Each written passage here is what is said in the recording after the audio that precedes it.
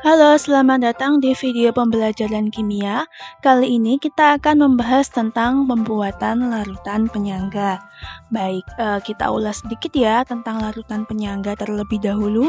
Jadi, larutan penyangga itu adalah campuran antara asam lemah dengan basa konjugasinya atau basa lemah dengan asam konjugasinya untuk mempertahankan pH. Jadi, untuk pembuatannya didasarkan pada sifatnya. Untuk yang sifatnya asam, ada 3 cara. Yang pertama yaitu mencampurkan asam lemah dengan garamnya. Contoh asam lemah CH3COH dicampur dengan garamnya yaitu misalnya CH3COONa. Kemudian misal mencampurkan asam lemah HCOH, asam format dengan garamnya, misal garamnya HCOOK.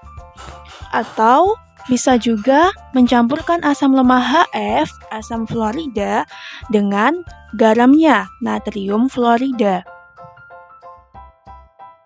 Misal mau membuat larutan penyangga dari asam lemah H2CO3, asam karbonat, maka garamnya adalah natrium bikarbonat atau NaHCO3. Bukan Na2CO3 ya, karena H2CO3 pasangan basa konjugasinya adalah HCO3-. Kemudian misal membuat dari asam lemah HCN, maka bisa kita buat dari garam KCN atau NaCN. Berikutnya, untuk membuat larutan penyangga asam bisa mencampurkan asam lemah berlebih dengan basa kuat. Misal di sini asam lemah yang berlebih adalah CH3COOH dicampur dengan NaOH basa kuat. Nah, kita buat MRS-nya, misalkan CH3COOH-nya sebanyak 10 milimol, maka NaOH-nya lebih sedikit, misal kita buat 5 milimol.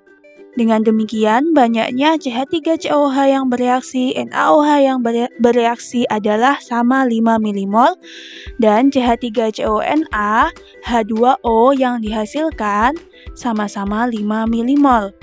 Maka di akhir reaksi nanti akan didapat campuran asam lemah CH3COOH dengan garamnya yaitu CH3COONa. Nah, sehingga reaksi ini secara tidak langsung akan membuat campuran seperti pada campuran nomor 1 tadi yaitu asam lemah dengan garamnya. Sehingga terbentuklah larutan penyangga yang bersifat asam. Dari asam lemah CH3COOH dan garamnya CH3COONa. Nah, sehingga terbentuk larutan penyangga. Cara ketiga yaitu mencampurkan garam asam lemah berlebih dengan asam kuat. Di sini saya misalkan garam asam lemah berlebihnya adalah CH3COONa dengan asam kuat HCl. Nah, pada reaksi ini nanti akan dihasilkan asam lemah CH3COOH dan garam NaCl. Nah, karena asam lemahnya berlebih, maka asam kuatnya akan habis bereaksi dan garam asam lemah ini bersisa.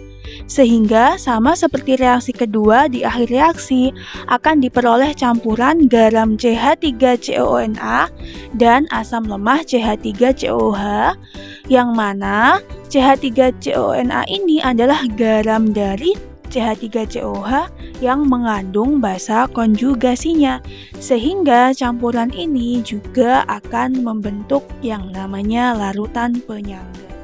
Berikutnya, untuk pembuatan larutan penyangga yang bersifat basa, pada prinsipnya sama seperti larutan penyangga asam. Jadi yang pertama, yang cara termudah yaitu mencampurkan basa lemah dengan garamnya. Misal di sini basa lemahnya ada NH3, garamnya misal NH4Cl. Atau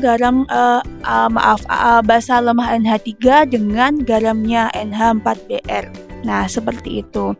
Berikutnya, cara kedua yaitu mencampurkan basa lemah berlebih dengan asam kuat sehingga diperoleh garam. Di sini saya misalkan basa lemah berlebihnya adalah NH3 sehingga nanti di akhir reaksi NH3 akan bersisa dan HCl sebagai asam kuat akan habis. Nah, maka di akhir reaksi terdapat campuran basa lemah NH3 dengan garamnya yaitu NH4Cl, yang mana garam NH4Cl ini mengandung asam konjugasinya. Asam konjugasi dari NH3 yaitu NH4+. Nah, NH4Cl bila kita ionkan jadi NH4+ dan Cl-. NH4+ ini adalah asam konjugasi dari basa lemah NH3. Sehingga campuran ini adalah komponen larutan penyangga, maka campuran ini membentuk larutan yang bisa mempertahankan pH.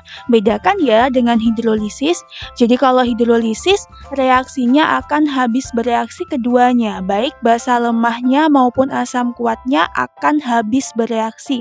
Maka yang terjadi adalah hidrolisis. Cara terakhir yaitu mencampurkan garam basa lemah berlebih dengan basa kuat.